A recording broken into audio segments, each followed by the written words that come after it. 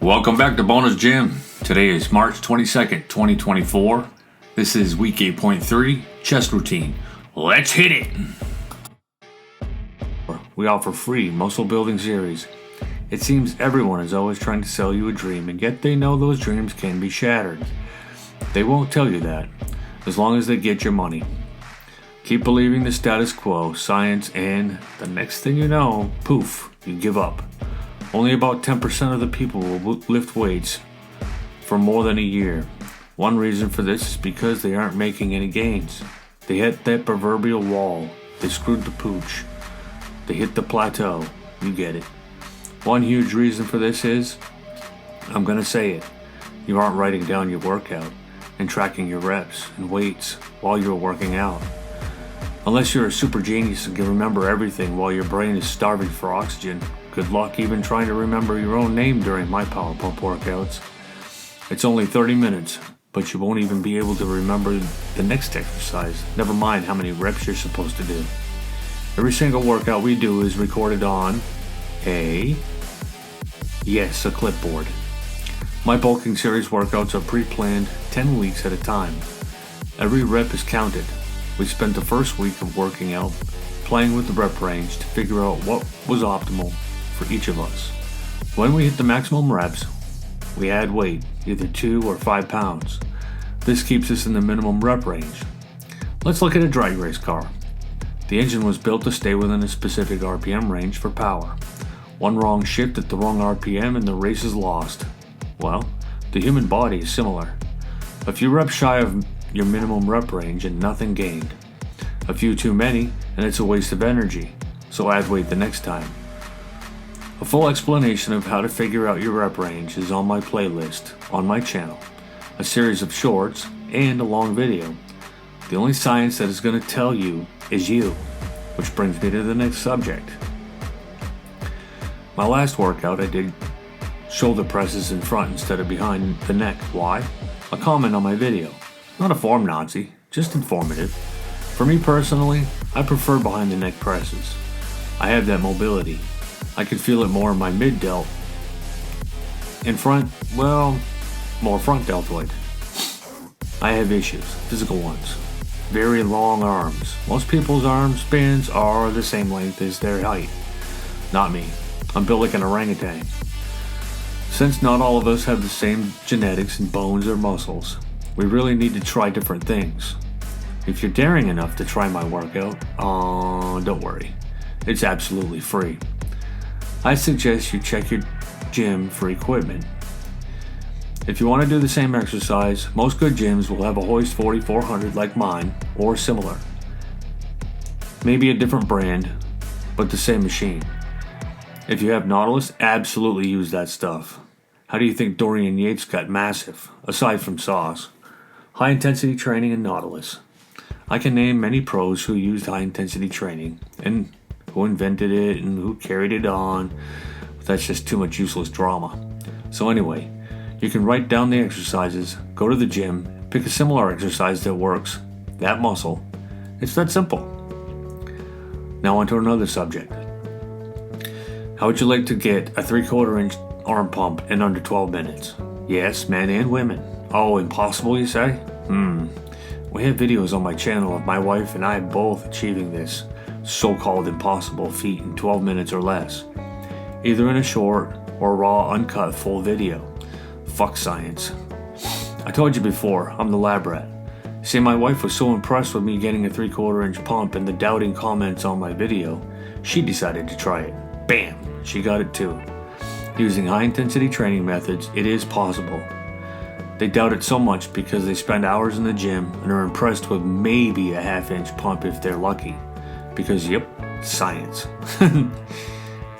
I guess when I was a young man at 19 years old, I was sick and tired of being sold the dream of getting big and only spinning my wheels at the starting gate with all of these status quo workout methods. Nothing but a boring smoke show. I mean, I spent tons of money on every kind of workout you can imagine. I even hired personal trainers. I studied kinesiology, diets, and nutrition. Yep, nothing was working, and I was ready to toss in the towel. That's when I discovered high intensity training in 1988. Wow, I gained 20 pounds in 10 weeks. I kept going until I started installing rebar, and I weighed 185 pounds from 135 pounds. Sure, I know everyone says it doesn't work, or they think high-intensity training comes from Mike Menzer. Wrong. Arthur Jones and Ellington Darden taught Mike. Mike and Arthur took this recovery too far. Both prescribed X number of reps, both prescribed too much recovery. As a natural, you can get fat easily with that much time off. Yep, I tried Menzer's workout. Maybe he counted on most people gaining fat everywhere evenly, so they wouldn't notice. Not me. Most of my fat is stored on my belly. Oh, I noticed fast. That's what made me decide I needed to create my own high-intensity training program. Not Jones or Menzer. It works or I wouldn't keep doing it. Best of all, it works on my old ass, as well as women too.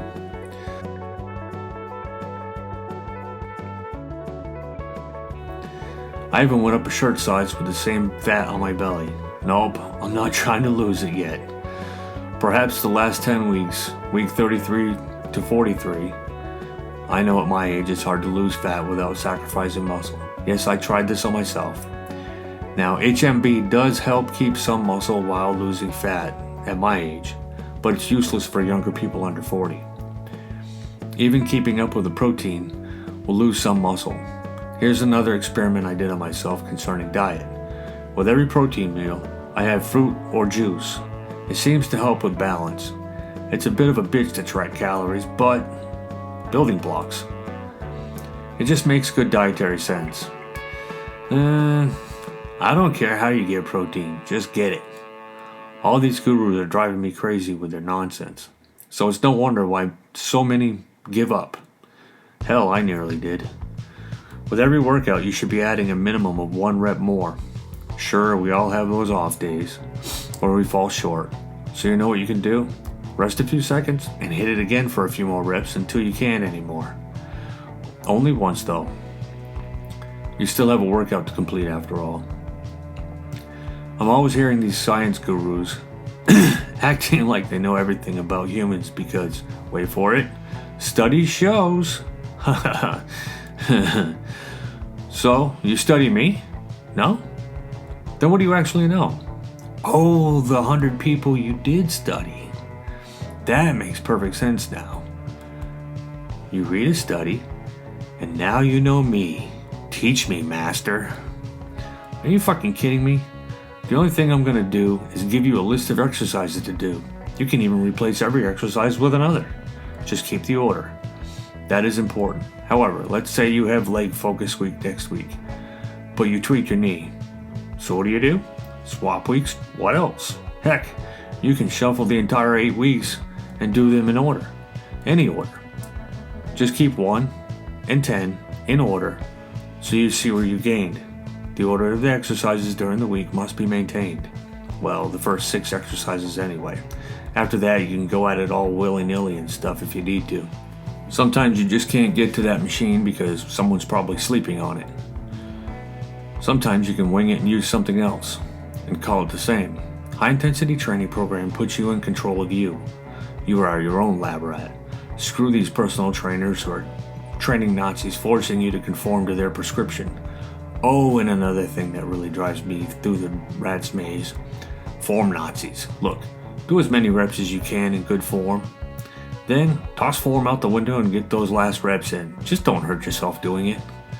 The gurus, I find it comical how they go on YouTube and critique other people's workouts using the picture-in-picture to shame them. It's arrogance defined. I'm sure they do it somehow to show how smart they are, to prove to you that whatever they're selling is superior the way. Hey, if you like high volume and you're getting big that way, fast, go for it. If your form isn't perfect, who cares as long as you aren't hurting yourself?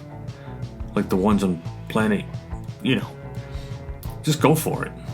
I can start dropping names here, but I think you already know. If the workout they're selling, for however much, is selling off the shelves, why do they feel the need to shame others directly? More views? Not to mention, they have so many subs and views to be monetized.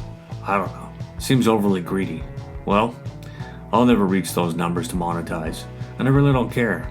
As long as I can help others, that makes me happy.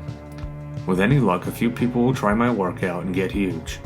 That would be cool and payment enough for me. Best of all, you only have time invested like me. You can always freely give someone your time, but only give them money if they deserve it. We make these videos mainly for us to be able to look back and see our progress. If it helps you succeed, awesome. I would like to see people becoming their own lab rat in the gym, not paying money for something that only works for 100 people in a controlled study. You're in control of how many reps you need to do to succeed. Just be ready to punch the gas when the start tree turns green and not just make a silly smoke show. At the end of the day, whether you do high volume or high intensity training, my principles will work for either. If you do high volume, you will also need to establish how many sets is optimal. Just because Joe Workout says do 5 sets of 10, maybe you just need 3 sets of 20. I'm going to give you one piece of advice that seems to be strange taboo in the gym. A clipboard. I never cared. I always had my clipboard. I'm sure it's taboo because nobody really wants to see you succeed. If you have one and get big fast, everyone will start copying you. All those gurus out there that were picking on you will start losing money. I bet they doubled down on the picking on the clipboard by making videos of people actually tracking their progress. The best middle finger is they stopped selling their science experiment. I suppose there are apps you can use on the phone. I prefer to not have my phone in the gym. Plus, it's something about having the workouts written in pen and paper so you can spread it out and see every workout. It's just easier to track progress.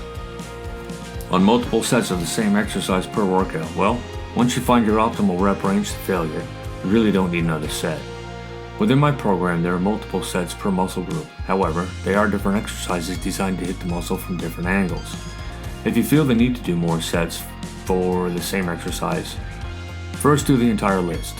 If you're that energetic, when you're finished with all 15 exercises in 30 minutes or less, do the list again. When I was 19, I did that. I couldn't move for a couple hours, and I did vomit. What do you do on the days off? So it's every other day and the weekend off. Well, here's an idea, and I've done it. That lacking body part?